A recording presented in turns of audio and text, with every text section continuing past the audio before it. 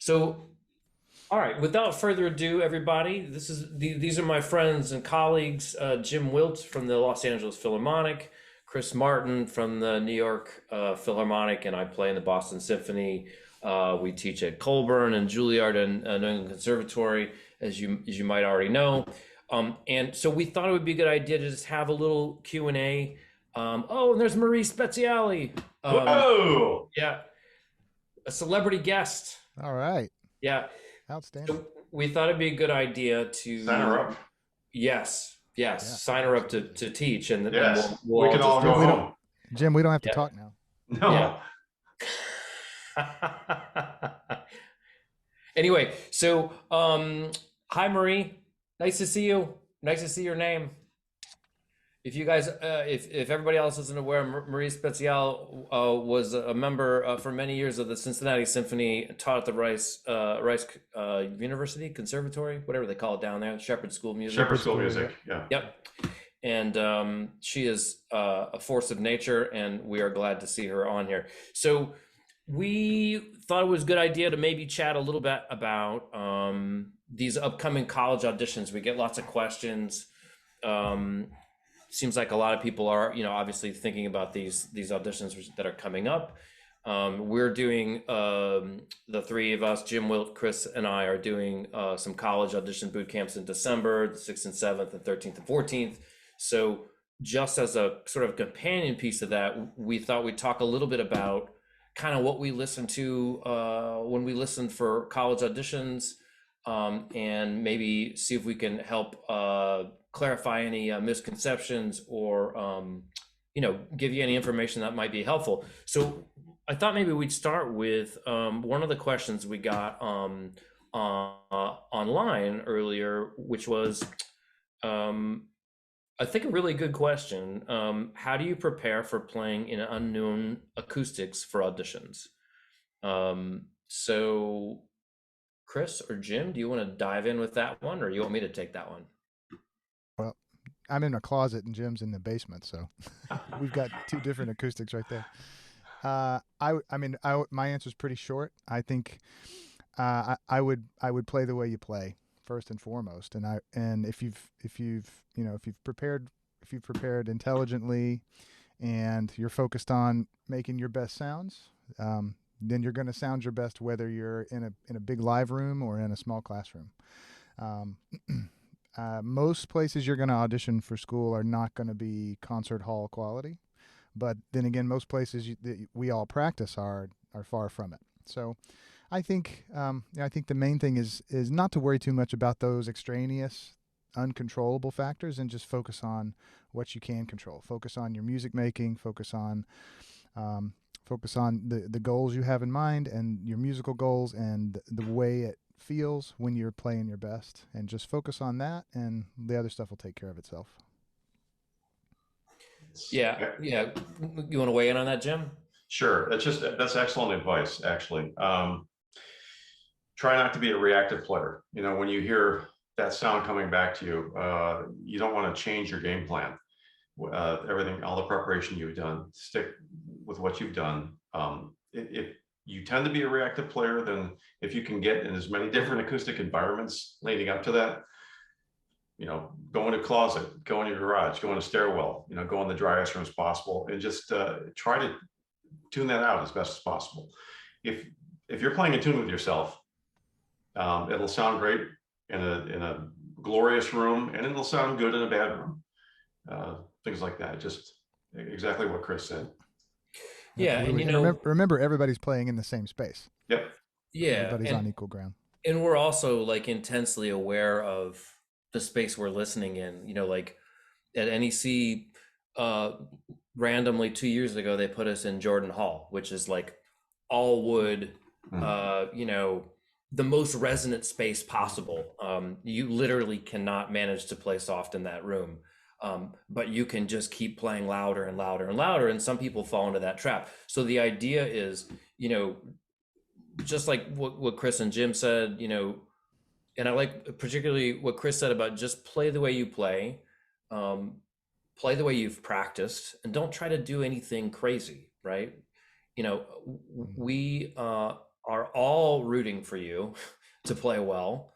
Absolutely. And I also really like what Jim said about not to be a reactive player, that, sometimes, everybody's human. So like when we're listening to auditions, 99.9% of the time we're totally focused on what's going on, but we might be tired and we might look sort of irritated. Don't think that has anything to do with you. It's not. We might just be grumpy, or maybe lunch didn't sit so well in our stomachs and we've got a little indigestion. But try not to be distracted. Walk in and greet the audition committee, and then just kind of do your thing.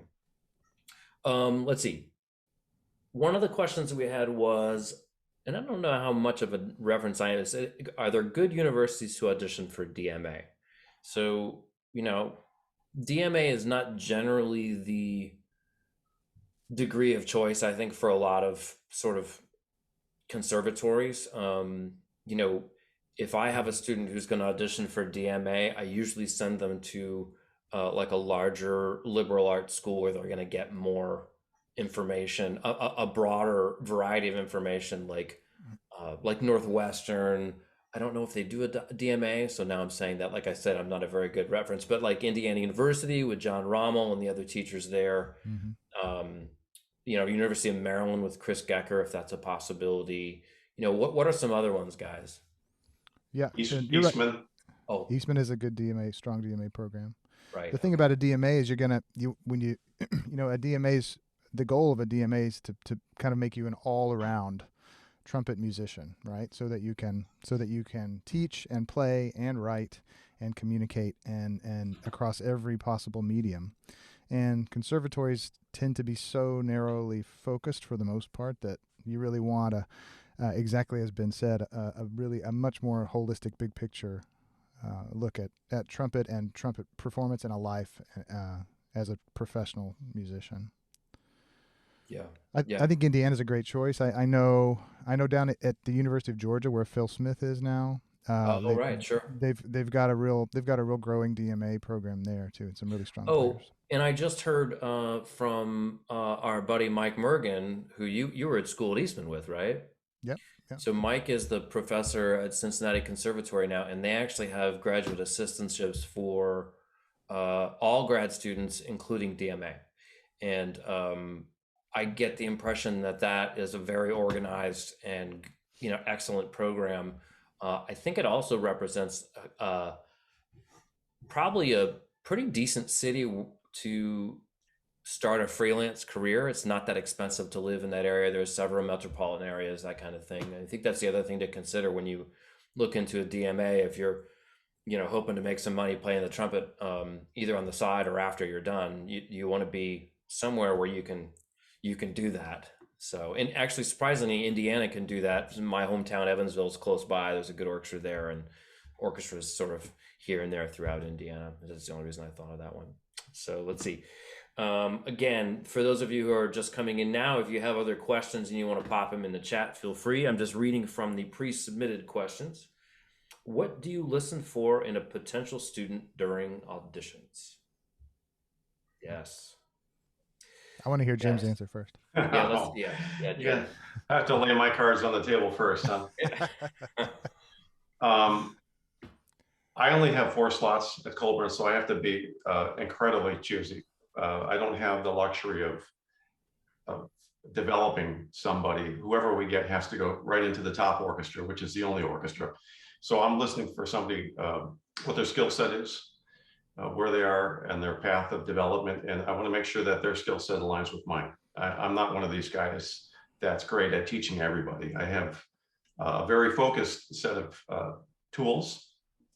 I teach at the conservatory, alluding back to what Chris said. It's really geared towards preparing people for professional, mainly orchestral career. So I'm looking for folks that have a lot of that stuff already in line.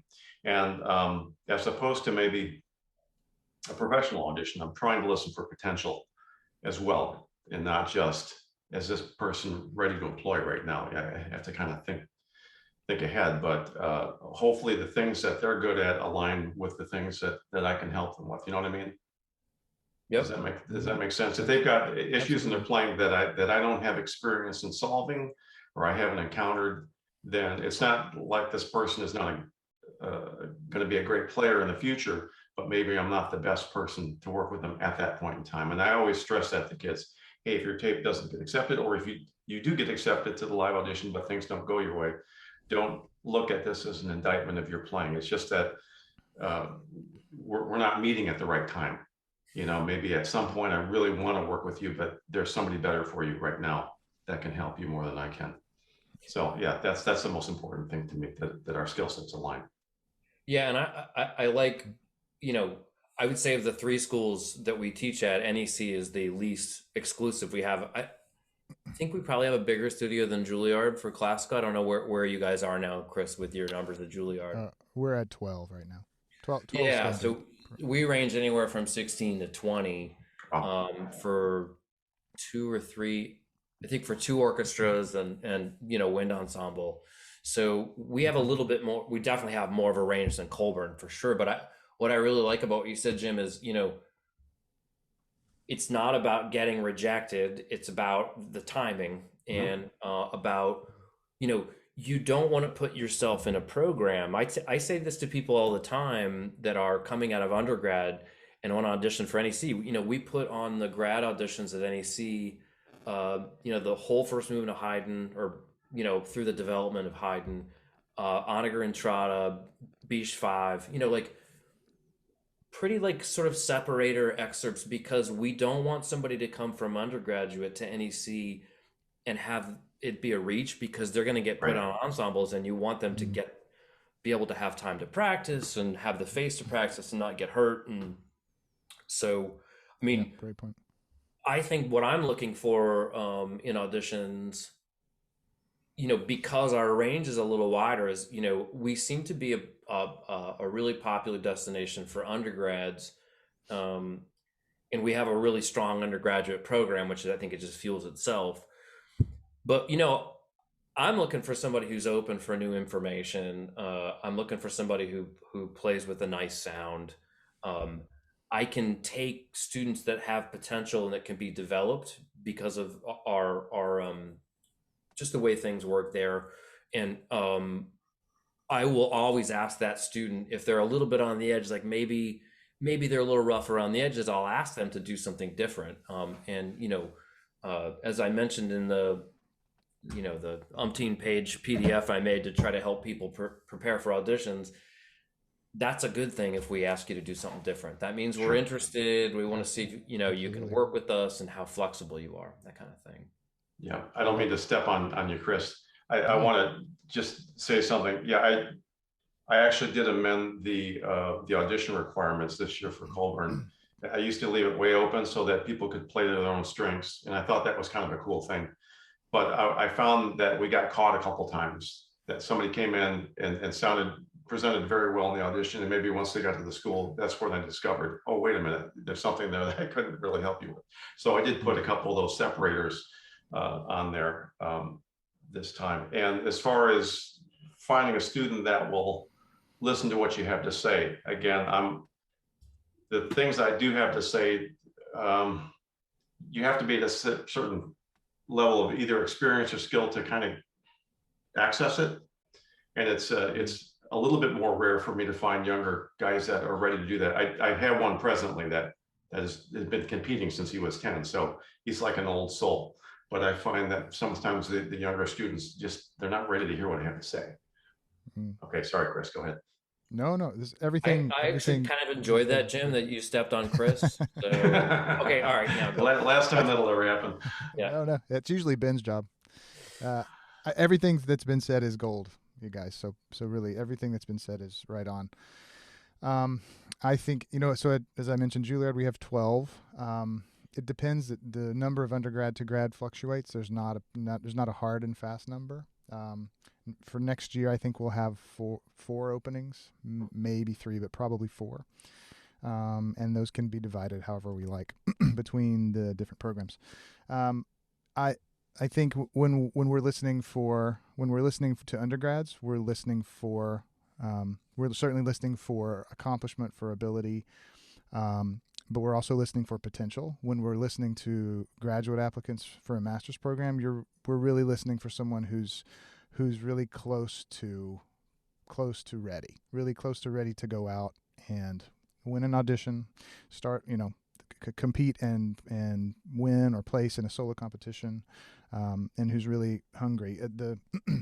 But I would say big picture, the biggest thing that I look for is somebody who demonstrates not only ability, not only musicality, not only drive, but someone who demonstrates curiosity. Because I think to be curious about not only what I might say, what we might say as your teachers to you, to try something new, try something different, but demonstrating curiosity in your own interpretation, in your own ownership of pieces, even if it's the standard excerpts that everybody has to play. Showing that you've not only have you done the work in the practice room, but you've done the work listening, you've done the work studying, and you're really bringing your own voice to these pieces. That to me is the number one thing that seals the deal for me. Yeah, I mean, it's interesting. Like there's a lot of things that go into watching an audition. Like, so, Jim,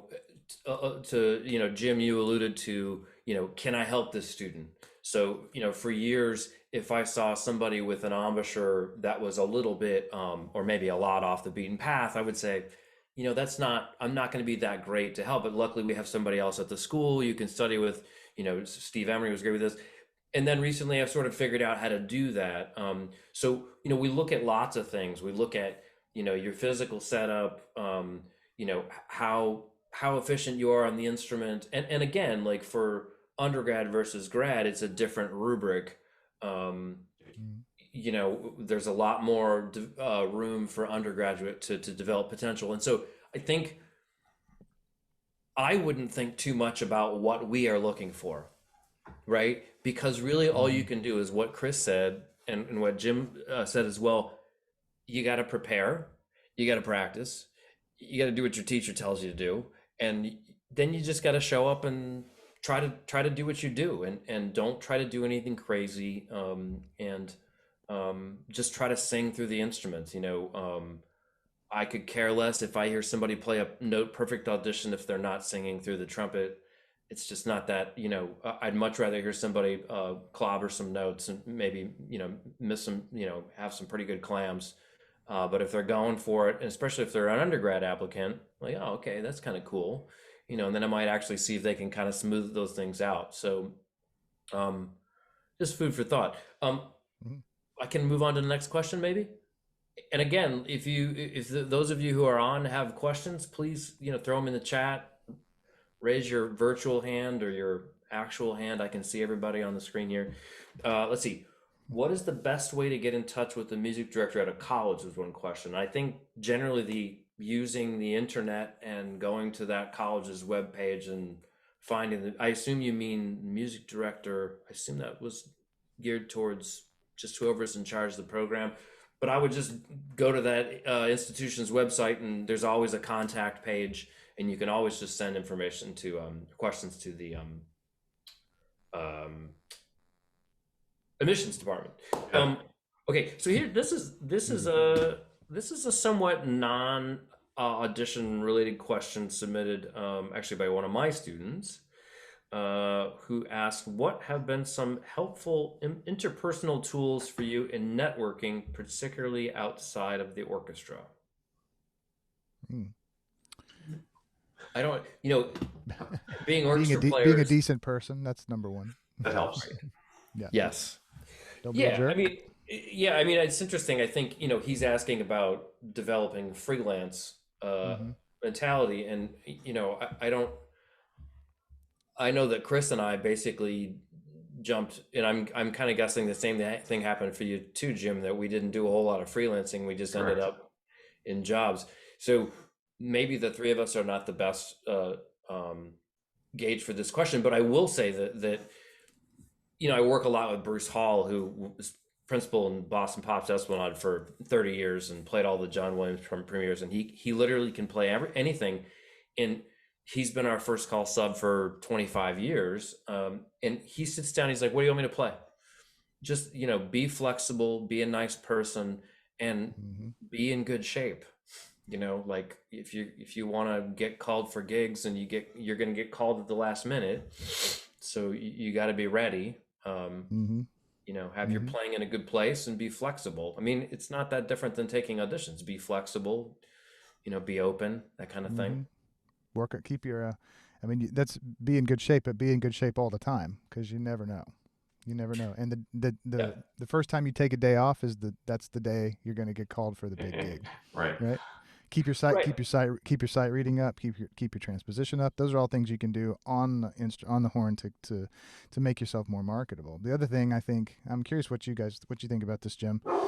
Here in New York, it's very customary if people want to try and get on the list at the Met or try and get on the list at the ballet, then they go and play for people in the section. So you go play for Dave Krause, or you go play for Billy, or you get people come ask all the time to come play for me, trying to get on the list, and that's a smart thing to do. It's not a sure thing, but it's a smart thing to do. But if you do that, you got to treat it like an audition, because that if that's how you're coming in, if that's how you're presenting yourself to this person, then you got to treat it like that level focus, that level prep and commitment. So you treat it like an audition, but I think also it's important to go in like it's a lesson, right? Like go in Oh, open for information. with your attitude, absolutely, yeah, yeah, Absolutely. And you're abs because I mean, you know, if somebody slots in like well, like your brother was sick this morning, so we had Bruce slot in like at the last minute on a really hard piece. It's like I don't want to have to like say something to him, hey, can you do this here, and have it not yeah, work. yeah, So if you go to take a lesson with Chris and you because you want to get on the sub list for the New York Philharmonic, then yeah, like he said, you bring your A game. You show up with a yeah. bunch That's of a great stuff point ready though. to But play. your A game and your attitude as well, right? Your A game on your trumpet and the A game on attitude, and the best attitude you can have is a quiet confidence Yep. and an open mind and a nice easy demeanor. I like That's that gold. quiet.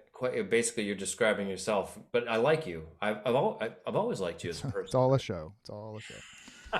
He always picks up the check. That always helps. Yeah. The It the does help. uh, Yeah. the golden advice that they always say in the studios here is don't be an a-hole. So start there. Yep. Of course, that means different things to different people.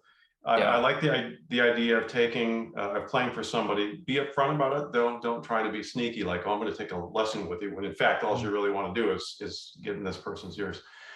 Be willing to pay for it, because you're using that person's time. And if you're positioning it as a lesson, be open to what we have to say to you instead of being very defensive, and just be transparent. I agree with Chris that if you're going to be a freelancer, your skills, all of them, have to be sharp as tacks. I think in many ways it's much more difficult than what we do for a living.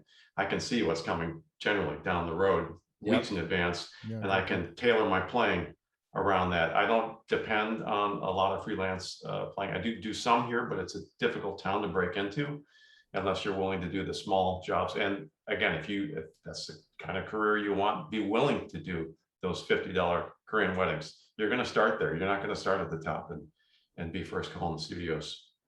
Be prepared for a lot of dues, uh, because in order for you to skip over a bunch of people on that sub list or in the studios, somebody else is not getting work. And I've heard from contractors that say, yeah, we could hire you, but which one of these people do you want to go hungry that week? You know, and it kind of Yeah. that's the way Good it point. is. Yeah. That's yeah. But show up prepared, show up with a great attitude. Don't be too eager, but just like Chris, you said, a very quiet, calm demeanor, very cooperative. Again, without being too eager, just and do your job. Mm. Well Don't said. don't be Yeah. a drama queen. What were Panzarella's three Panzarella, was it Panzarella that had three S's? Was it sit down, shut up, and save up? Like that was that was his advice for people that showed That's up to good. gigs, or like when you're on probation in an orchestra, just sit down, shut up, and save your money. Um, That's good. That's good. you know, And it's tough because, like anybody who has any success as a trumpet player is going to have an ego. And so you have, but like if you get into an orchestra, you're playing with a bunch of people just like yourself. We all have egos, but we have to navigate it, and we have to work well together. And I think that sort of happens at every level. And for younger players, just remembering that whatever you do and whatever you say, and especially now with social media and screenshots and all kinds of terrifying things like that, you got to be aware of what you're saying to who you're saying, and know that whatever you put out there is going to be out there for quite a long time. Personally, I'm quite happy that some of the stuff that I did when Chris and I were in school is relegated to film and not actual digital material. I was a much slower learner. I would post stuff like on Trumpet Herald, and it remains there to this day. Sometimes it's in quotes, so I can't get at it. I can't edit it. So yeah, I was kind of a slow learner, and I'm a little more careful about what I put out there, unless you really don't care. If you're willing to stand behind what you say. But yeah, there's like you said, we're full of testosterone as trumpet players. But there's some people that walk on the room, they don't have to say or do anything. It emanates from them. It's like almost like a toxic masculinity. And I feel for those guys because sometimes they don't get called, and it's not for a good reason, but I don't want to be around that. I don't want to feel like I'm being challenged by somebody that we're bringing in, or, I have to prove myself to these guys. You want to keep it smooth, keep it low level, do your job. Yeah, and we should probably just also say that while most of us working in orchestras right now are men, women can also bring in a toxic level of obviously not testosterone, but a toxic level of overconfidence or overcompensation for whatever reason. So the more, like, I really love this idea, Chris, of what did you call it? Quiet confidence, calm confidence. Quiet confidence. Yeah. Yeah, quiet confidence. Yeah. Yeah, I think trumpet players could do with more of that. That would be quiet confidence would be good, because we have to have a lot of confidence. Okay, great, excellent. We've got we were blathering on chat. In the chat, we have this is from Jack McDonald. Thank you, Mr. McDonald. In selecting rep for an audition, is there a preference for more standard solos, etudes, or excerpts, or not? In other words, how do adjudicators compare an audition with the Tomasi concerto to, say, one with the Böhme trumpet concerto? For me, it's a risk reward situation. I want somebody to play something that's challenging, but I also want them to execute.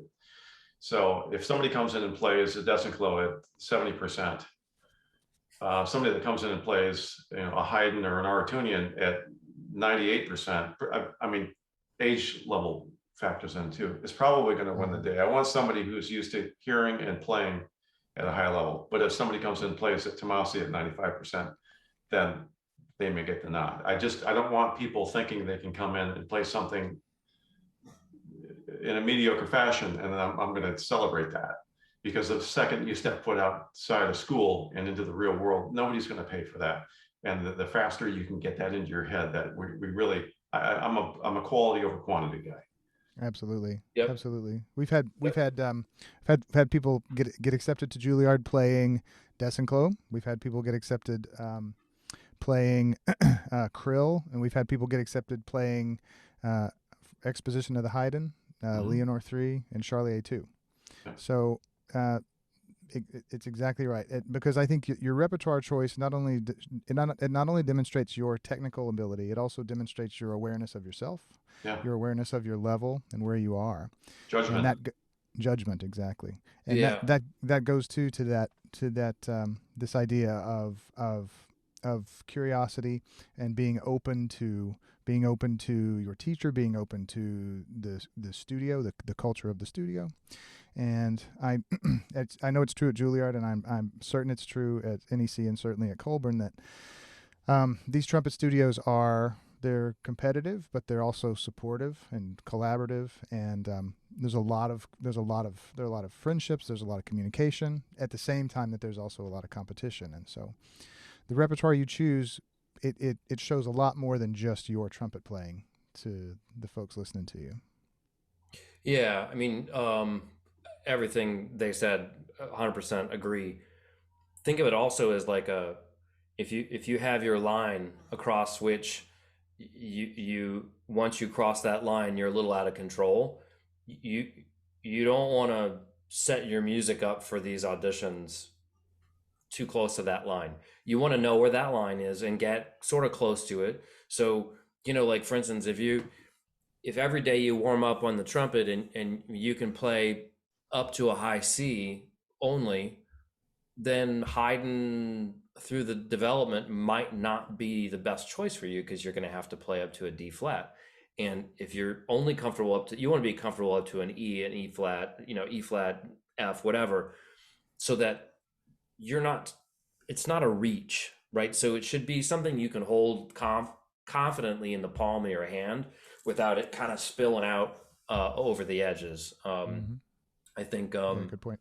Like we had somebody come in and play the most beautiful Bousquet 3 I ever heard. And it wasn't fast. It was just yun dun dun dee da da da da da da. And we all just kind of sat there like we were sitting in like an easy leather chair. And then she played something that was loud and like contrasted it. And so I think a lot of if you're allowed to set up your own program, think about balance, right? So you want something that's got some volume, something loud. You want something soft. You want lyrical playing. You want technical playing. And then you figure out how to balance those with your teacher's input. Hopefully, you pay attention to that, and you come up with a program that works. It's complicated. You got like you're auditioning for 5-6 schools and different audition requirements. I feel like there's a certain amount of overlap, right? And so you figure where the overlap is and try to be organized about it in that way. Let's see. How do you maintain your voice with your repertoire when nerves are running high? So my quick answer on that and I'll just jump in and then you guys can jump in, is anything that we do regularly is pretty easy. Walk down the street, you don't have to think about it. Take an audition once a year, you're probably going to think about it a lot. So if you think of an audition as another performance and you're practicing performing, that's a really good plan. So when I was a senior in high school, I went to Interlochen, and I was just kind of wired early on for, okay, I have to get comfortable performing, whatever it is. And so I played I think I set the record and annoyed everybody that went to school there by playing on every single student recital. I think I played every week. I think everybody got really tired of hearing trumpet. You got a lot of free pizza and chips. I got a lot of free pizza and chips. And so then I ended up, it wasn't that big a deal. So like anything that you can do to practice performing will help you with these auditions. Yeah, that's excellent advice. And think of perspective. What's the worst that's going to happen if you bomb your audition? The world continues to spin. You don't have anything less than you had yesterday. Your whole life doesn't depend on that one audition. I hate to be cavalier about it, but we're pulling for you. The people behind that screen, we all want you to do well. So yeah, we're not the enemy. As Ben said before, if we look a little grumpy that day, don't take it personally. It's not aimed at you. Everybody wants you to do well, at least the people in the faculty do. I'm going to quickly just go back to the last question. Yeah, great. It pertains to professional auditions too. In the practice room, definitely work on pushing out the extremes, your softs, your lows, your highs, all that stuff. But when you get to choose your repertoire or your tempos or your dynamics, show the committee or the educators what you can do, not what you can't do. Make them look for that information. Okay, so step inside of that box a little bit. You want a huge box, but step inside of it. Don't show me where the ragged ends are. Okay, sorry. No, Getting back. absolutely. I think, your idea about percentages is a great one. I think if you if your 100%, if your 100% limit is here, then you want to be well within. You want to, ideally in an audition, you want to choose repertoire that doesn't go past like 90% of your total ability, because you're going to lose some off the top just because it's an audition. You'll have a little bit of nerves, a little bit of excitement. So if there's adrenaline, you're going to gain some things and lose some things, technically and mentally, emotionally. So you want to make sure that you're well within that. You're under that 90% of your total ability if possible. That's a great point. I was thinking too, I was thinking about your comment, Ben, about contrast, and that is a huge plus to you if you can show not only dynamic range, not only color range in your sound, but if you can show expressive range, showing different ways to make a phrase that not every phrasing in Charlie A2 is a 2-bar phrase and a 4-bar phrase, that you have a sort of a bigger picture, a 10,000-foot view of a piece. That's extremely attractive to any audition committee listening to you. Yeah, I mean, and that piece in particular, which we hear so often in auditions, there's the long stringendo in the middle to the bottom third of the page, and so often you hear it in little segments. Just remembering, for instance, is it a mosquito? Isn't it Boston in November? You need the pacing. That stringendo goes from this part of the page to this part of the page. It's not just like one line or 6 measures. So, it's really easy when you've been preparing for a long time to get stuck in that kind of like, thinking about one tree instead of the forest. One of the things I definitely recommend is do play mock auditions, right? So, I mean, that was part of the idea with these seminars in December, was to give a forum for people to play mock auditions and get early feedback. Listen to those auditions, no matter who you're playing for, record them and go back and listen to them yourselves and just write down what you notice. And you might be, I would be surprised if you're not surprised what you hear. So, take control. Don't just depend on your teacher's feedback. Record yourself every now and then, not every day, or you'll go seriously crazy, which we've all been there. And, Jim's laughing because we are like, oh, I have this new recorder, I should record myself every day. It's like, it's a little bit like the same thing as watching yourself grow. Like, you're not going to see, it's just going to be frustrating. Good question here from Garrett Gorby. What is the most important non-trumpet playing aspect you look for in upcoming students? I think must be flexibility, right? I mean, that personality trait we were talking about a lot. What do you think? Yeah, that they seem like they're receptive to what you have to say. I don't feel like I'm having to fight them. And I've had this, there are students that come out of certain studios that they're very good players, but they seem like they're very inflexible. If I have something that's different from maybe what they've been hearing for the past 4 years, it's almost a fight. It's like, well, then why are you here? Why are you studying with me?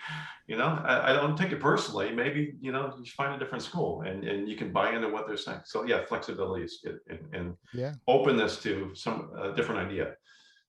Yeah, and it doesn't really matter how good you are. I mean, I've taught with guys like you in the only good thing about COVID is being able to see like how, teaching with Chris and Dave and now with you, Jim, it's like, here are people at the top of their field who are like really interested in new information, right? And so if you're auditioning for undergrad or grad and you're going to give some resistance to the people you're auditioning for, it's probably not the greatest sign, and you probably want to reevaluate what's important and what you're looking for in your education, because you shouldn't be looking for people just to reinforce what you've already learned. Well, I got myself this far. In fact, I'll tell you a story about myself, which is years ago, I was struggling with my playing, and I went to Gary Radke, who's just a total character of a guy and knows a ton about mouthpieces. And Did you you play the know, book? Did you play the book of exercises? Did he make you um, play through the book? we were back and forth, lots of back and forth. And I, looking back, I had lots of issues, but at the time he said, I think it all goes back to fundamentals. And I was like, what's this guy? Like, I play in the Boston freaking Symphony, and he's talking to me about I got fundamentals, like blah, blah, blah. You know, I needed actually, Yeah. in retrospect, he was totally right. Like, and I actually sent him a message like last year going, hey, 7 years later, I kind of figured out what you meant, and thank you. Yeah, so be open. That's the most important thing.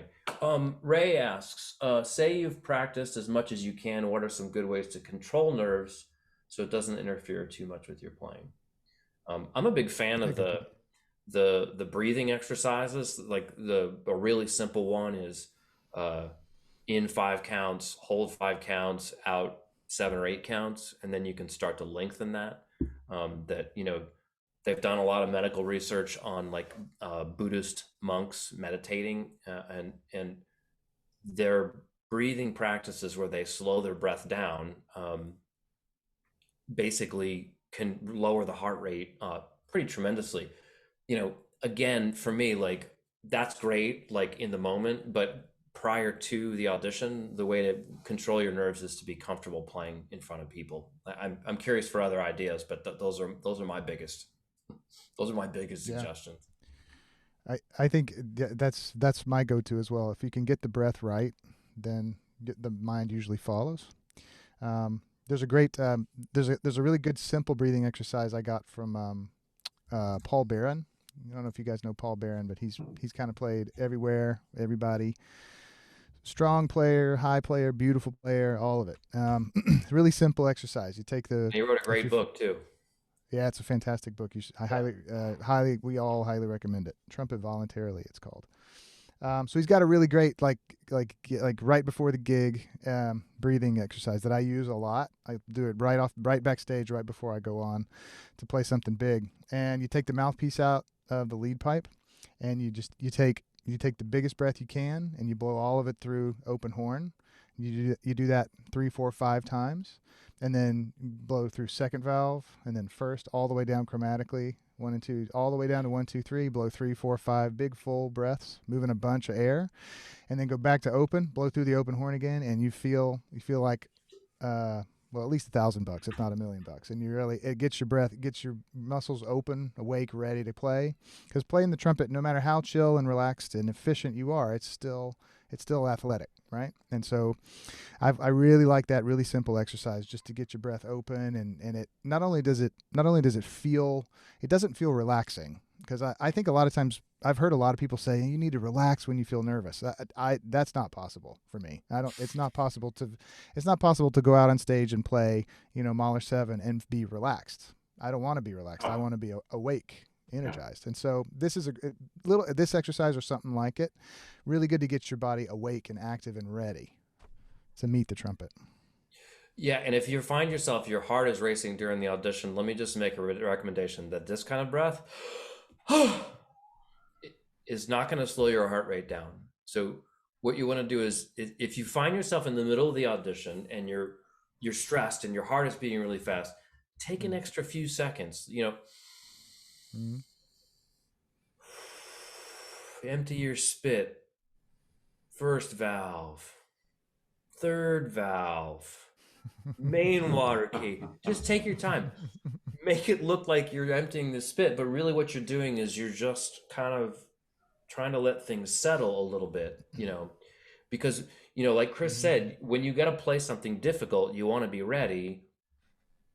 When you get past that and the nerves are just kind of like, making you like that, that's when you need some other techniques. And again, like almost like everything else at auditions, your preparation is what's going to help you the most. So getting comfortable playing for, if you have friends that make you nervous when you play for them, go play for them.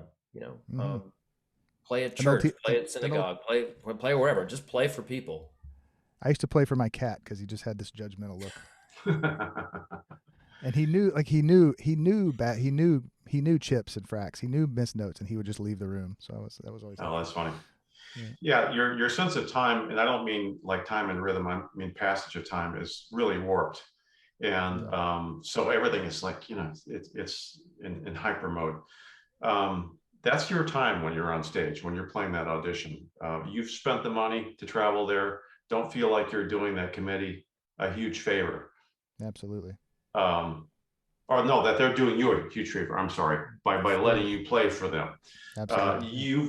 You've made the investment. It's your time, and kind of spread out a little bit. And Ben, that's great advice. You wait until you're settled, or as settled as you're going to be. Yeah. Give yourself the best opportunity. Here's the thing: if I'm on an audition committee, and this is for professional auditions as well, I would rather somebody take a little extra time, or even maybe if they need to test a note or two, do it and then play a great audition, than have somebody just rush through it, not do a good job, and we pass over that person and we get to the end of the audition and we don't hire anybody. If somebody had just taken a little extra time and showed us what they could do, it's heartbreaking, to get to the end of audition and maybe have passed on some people who just felt that they needed to rush through it and hurry through it because we're important people, and he or she shouldn't keep be wasting our time. We're all just legends in our own minds. I think the only time I was on an audition where I heard somebody on the committee bark at somebody to play, it might have been an older trumpet player that I might have played with in a Midwest orchestra, and in his defense, this person was taking a lot of time. This person had 9 Post-it notes over each excerpt, and so they would read through the Post-it notes and move the Post-it note and move the second Post-it note, and then eventually I heard play. But that was funny for everybody in the room except for the person auditioning. The person, Who, that wasn't you, was it? What's that? That wasn't you, was it? No, with the Post-it notes. No, I was a proctor. I don't know what I do with a Post-it note. No, and that person actually advanced, so that's actually kind of interesting. But anyway. So it was Chris. No.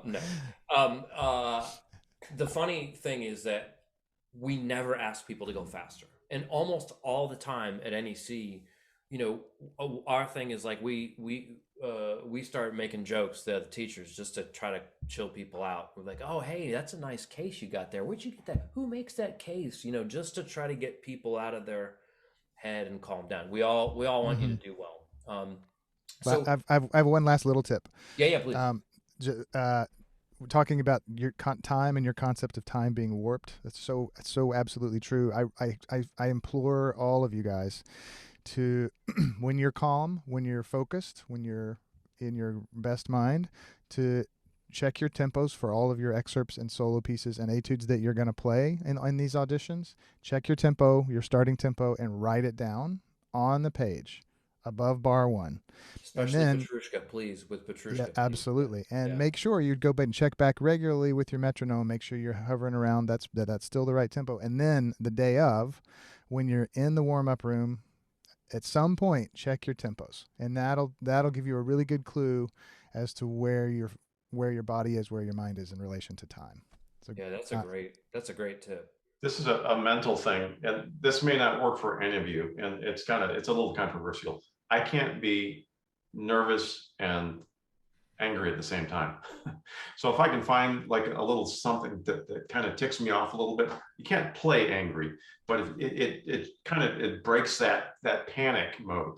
I've heard stories of principal trumpet players in Midwestern orchestras that would possibly pick verbal fights before big pieces and really go after somebody in their section, just tear them apart, and then go out on stage and play an amazing concert. I don't think this person was necessarily prone to nerves, but they certainly were not one bit nervous when they went on stage because they were so fired up. It's a little transferal there going on. Yeah. So your mileage may vary, but all right. Well, first of all, I want to thank Chris and Jim for joining us here tonight. Really appreciate your time, guys. And if any of you have questions further than this, most of you are on my email list one way or the other, or you can contact me on Facebook if you have questions. I'm always happy to answer emails or instant messages on Facebook or Instagram. So everybody, good luck with your auditions. Marie, we didn't hear from you. Are you there? Can we just say hi? Turn your camera on, Marie. Oh, come on, Marie. I wonder if it's actually, maybe it's not Marie, maybe it's an imposter. Oh, that would be great. You think? Yeah. It's Bartels. It's Justin. He's he's punking us right now. All right. Very well. There she comes. There. Oops. That's Marie. Yes. That's Marie. I heard the voice. Hi. Hey. Congratulations, gentlemen. Really enjoyed this. And I'm actually with my neighbors, with two young men who are going to be auditioning undergrads. One's a clarinetist, the other's a trombonist. So Fabulous. Fabulous. Okay. terrific information. Great to see you, Marie. It's Good really to see you guys. It's So great good to see it's you. great to meet you. Yeah. Finally, Ben. I know. And I know. Chris, We know Chris, we know too. many. I Good mean, to see you, yeah. my dear friend Tom Siders was your student, and Tom Yeah. who? Tom Siders. Yeah, that's Tom who? Yeah. Tell that guy I said hello. I will do that, absolutely. And Chris, I feel as though I do know you because I've met your wonderful father. What a great gentleman. And of course, I've met Mike too. I So- feel like I know you through all of your amazing students over the years and through your teaching. So it's a pleasure to see you in person. Pleasure Maria- to meet you. Maria, I feel like I know you too. It's almost like I studied with you at some point. It's Mhm. Just a little bit, a maybe. little bit. Just a little bit. Great job, guys. This has been very informative, and it's Okay. amazing that we get to do this. It Yeah. means a lot coming from you. Thank you. Yeah. And you stayed on the whole time. I mean, it's amazing. Oh, absolutely. You know, one thing that was not addressed, and I was really surprised about attire, Mm. how you dress for an audition, Yeah. That's Yeah. a great especially point. for a professional job, because when the curtain comes down, you know, Mhm. you only Right. have one shot. You only have one shot at a first impression. You need to make it Yep. Yeah. best Be you careful. can. Terrific point. Yeah, be careful what you're communicating to the orchestra or to the committee. I'm sorry, I'm hearing some feedback here. You may be telling them something you don't want them to know. Absolutely. Yeah. Yeah. So make it neat. Be neatly attired. You don't need to be in a suit or tails. You just need to be neatly attired in pants and a nice shirt. And the other thing that I would have my students do is I would have them stand for the solos and sit for the excerpts. Yep. Well, I Absolutely. know there are Always. there are some teachers that, they allow students to sit for the solos. And I just think it shows really good training when a candidate comes in and stands for the solo and sits for the excerpts. Absolutely. Totally agree. Yep. Listen to Marie, everybody. Thank you, gentlemen. It's a All right. pleasure. Thank Good you. night, everybody. Good night. night, Thanks everybody. so much, Chris and Jim. Nice to see you, Jim and Ben. Good to Thank see you, you. guys. Pleasure. Bye-bye.